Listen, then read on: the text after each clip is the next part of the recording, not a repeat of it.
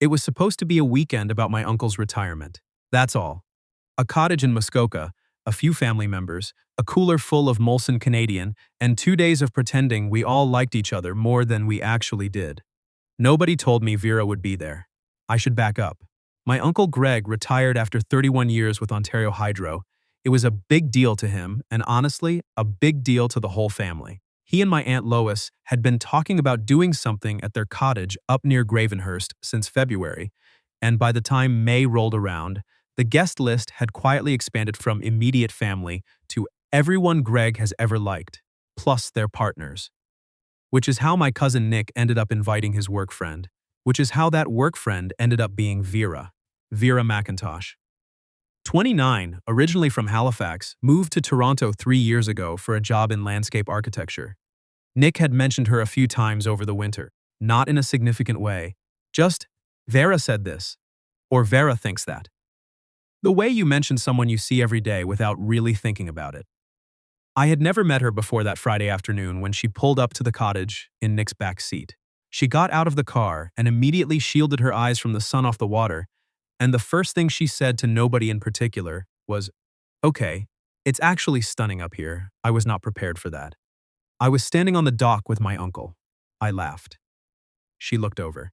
That was the beginning of whatever this was. Here is the part I need to explain before the rest of it makes any sense. I had gotten out of a relationship in January, 4 years with a woman named Steph. It ended quietly, which is maybe the worst way for something long to end. No explosion, no clear moment, just a slow understanding between two people that something had gone somewhere neither of them wanted to follow. We were still civil, we divided the apartment stuff without fighting. It was by most external measures a healthy ending, but I had been alone for 4 months, and I had not quite figured out what to do with myself yet. Nick knew this. Nick, to his credit, had not tried to fix it. He hadn't suggested apps or setups or any of the things people do when they feel like singleness is a problem to be solved. He had just let me be quiet about it, which I appreciated. What I did not appreciate was that he had apparently not thought to mention, before inviting her to the family cottage, that his work friend Vera was the kind of person you notice the moment she steps out of a car. The first evening was easy. My Aunt Lois had made a massive pot of chili, and there was cornbread, and there were maybe 11 of us crowded around the big picnic table on the back deck. It got cool fast the way it always does in Muskoka in May, even when the days are warm, and someone strung up the propane heater and we sat out there until almost 10. Vera was easy to talk to. That was the first thing I registered. She wasn't performing anything. She didn't try to be impressive or funny or relaxed. She just was. She asked my uncle about his career with genuine curiosity, and when he started explaining the mechanics of transformer stations, which is not a short explanation, she didn't glaze over. She asked follow-up questions. She also, at one point, argued mildly but clearly with my dad about deer management in provincial parks. My dad has opinions. Strong ones. Vera held her position without getting loud about it, and eventually my dad said, "Okay, fair enough," which is approximately the highest compliment he gives anyone. I sat at the other end of the table and watched this happen and felt something I could not immediately name. The problems started the next morning. My aunt's sister Janet arrived 2 hours late with her boyfriend, Darren. This was not unusual. Janet had a long history of being late and a longer history of making everyone feel vaguely guilty about noticing. Darren was new. As in, Janet had been with someone else at Christmas new. The new someone was a man named Ken, with whom Janet had been in a relationship for 2 years. Nobody said anything about Ken. But the questions were clearly circling. Vera and I happened to be in the kitchen when Janet and Darren came in through the back, and I watched Janet scan the room in that quick, practiced way people do when they're waiting for someone to say the wrong thing. Nobody did. But Janet caught me looking at her and I saw something flash across her face. Relief, maybe. And also, I don't know, a kind of bracing. Later, Vera found me on the dock. "Is your family always like that?" she asked. "Like what?" "Like everyone is waiting for everyone else to say the thing nobody wants to say." I thought about it. Probably. Yeah, she sat down next to me. Not close, just next to me. The lake was flat and gray-green, and the birch trees on the far shore still had that new leaf brightness that only lasts a few weeks. "Mine too," she said. "Different subjects, same energy." Here is where I made the first mistake. After lunch, Nick pulled me aside. He looked slightly guilty, which with Nick usually means he's about to ask for something. So Janet asked me something, he said. Okay, she asked if you were seeing anyone. I said I wasn't. Right, Nick said. So the thing is, and I want to be clear, this is not my idea. She might bring Steph up. She's going to want to know why you guys split, and she's going to have feelings about it, and she might try to… Nick. She tried to call Steph in March, he said. I only found out last week. I did not say anything for a moment. Vera and I were talking in the car on the way up, Nick continued, and I sort of mentioned that you'd had a rough few months. And she said, and again, her idea, not mine, she offered. She thought if Janet assumed you two were together, it might just head the whole thing off. I looked at him. She offered, I said. She said it like it wasn't a big deal. And you thought? I thought I'd ask you, he said. Because it's a weird thing to ask someone. It was a weird thing to ask someone. It was also, I had to admit, a solution to a problem I had been quietly dreading since I found out Janet would be at the cottage. I talked to Vera about it directly. I found her out by the water again. She seemed to spend a lot of time near the water, which I noticed and filed away. Nick told you, she said. He did. I want you to know it was genuinely just a practical suggestion. Not anything weird. I don't think it's weird, I said. I just thought. She stopped. Janet was asking him questions about you in the car, and it sounded like she was going to make it a thing, and I thought maybe if she assumed we were a thing it would make the weekend easier for you. That's all. I looked at her. She was looking at the water. Okay, I said. Okay as in yes? Or okay as in you'll think about it? Okay as in yes. She nodded once. Like we'd agreed on something minor. Where to put the kayak paddles, or who was taking which bedroom. It turned out to be a surprisingly low-maintenance arrangement for most of Saturday. We didn't overdo it. Vera sat near me at meals. She mentioned something I'd said, as though it were a natural reference rather than a rehearsed one. When Janet finally asked, directly, over afternoon coffee, so, how long have you two been together? Vera said, about 8 months, easily, without hesitating, and put her hand briefly over mine on the table. 8 months. I don't know where she got that number. It was specific enough to be convincing. Janet looked between us. Something settled in her expression. That's good, she said finally. You seem good. I did not know what she meant by that exactly.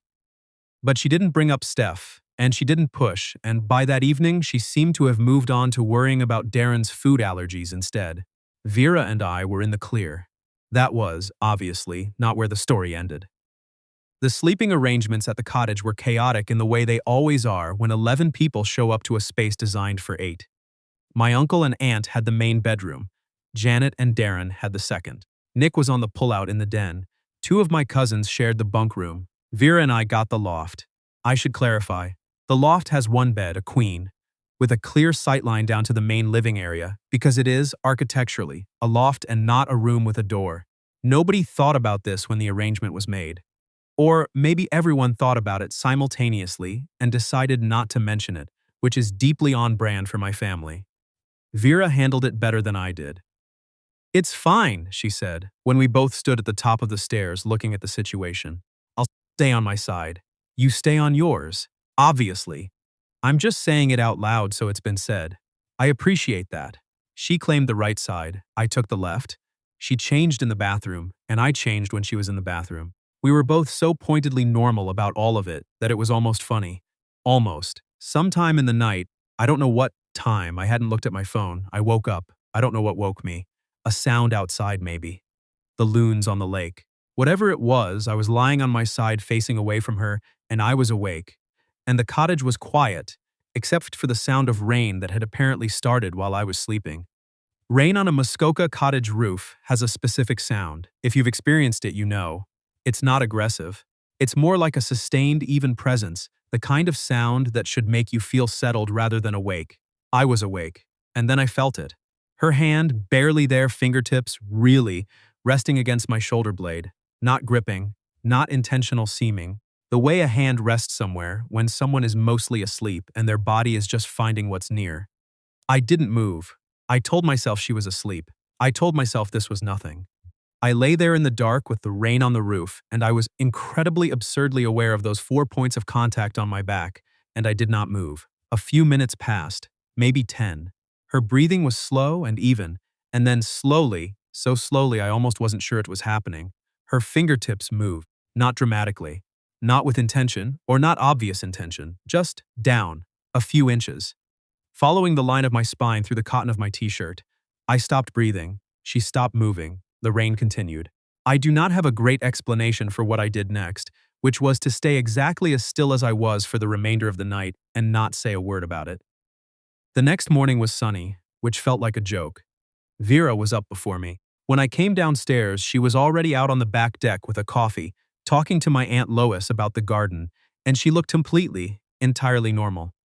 Like someone who had slept fine and had no particular feelings about anything. I got myself a coffee. I went outside. She made room for me on the bench without making a thing of it. "Sleep okay?" my aunt asked me. "Fine," I said. Vera didn't look at me, but I saw the corner of her mouth move. Just slightly. The drive back to Toronto was 5 hours with a stop at a Tim Hortons just past Barrie, because it was either that or admit that everyone in the car needed a break from each other. Nick sat in the back and fell asleep immediately. Vera drove. I had the passenger seat.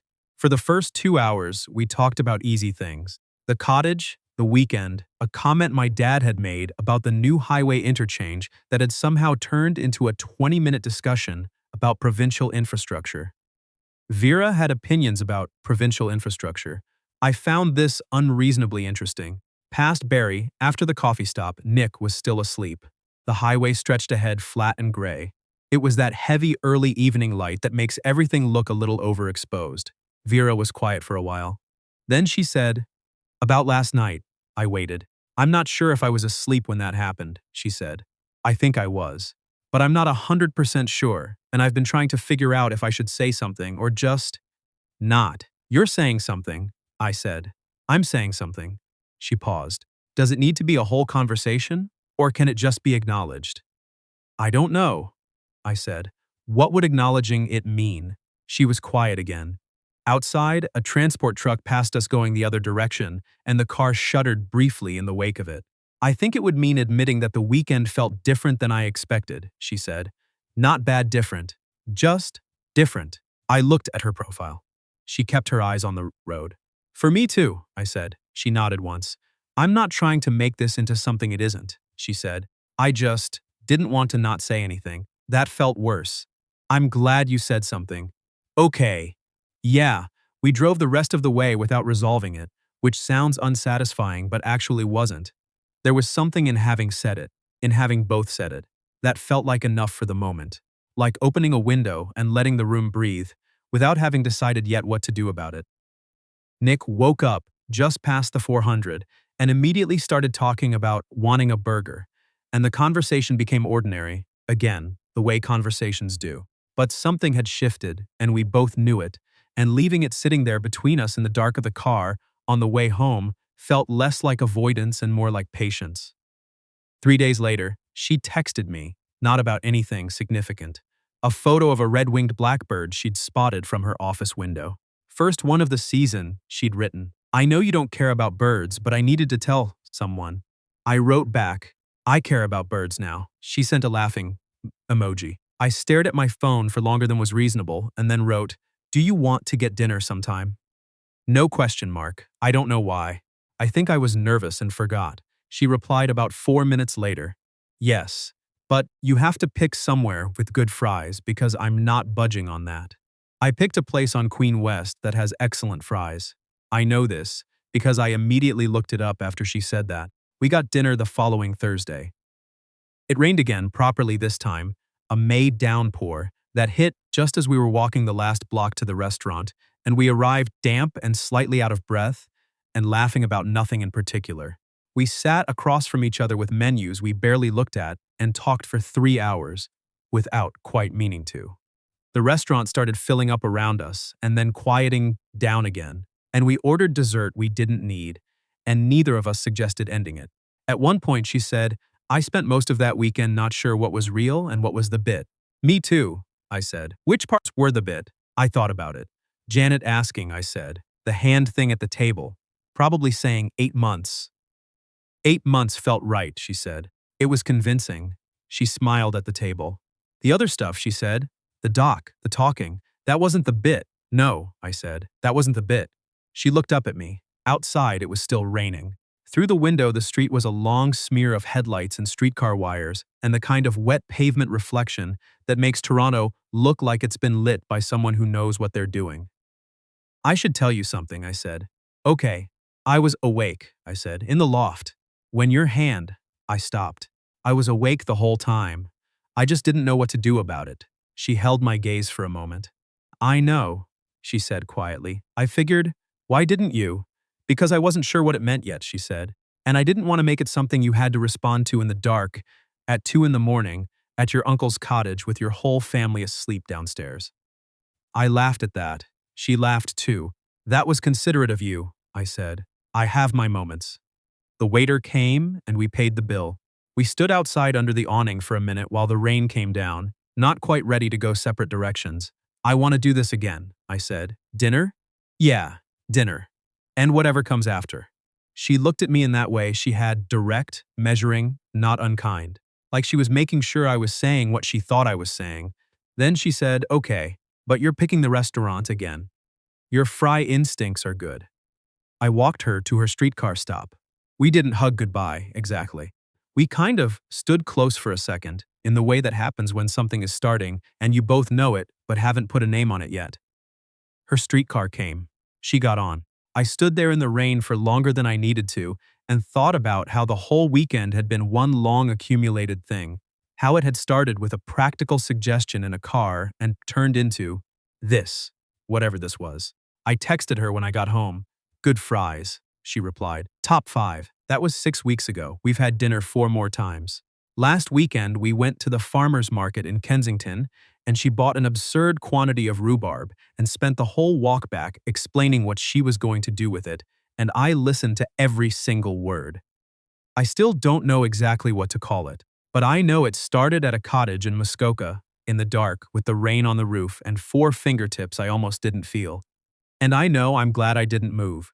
If you've ever had a moment like that, where something quiet happened, and you weren't sure whether to name it or just let it breathe, tell me in the comments. I read all of them.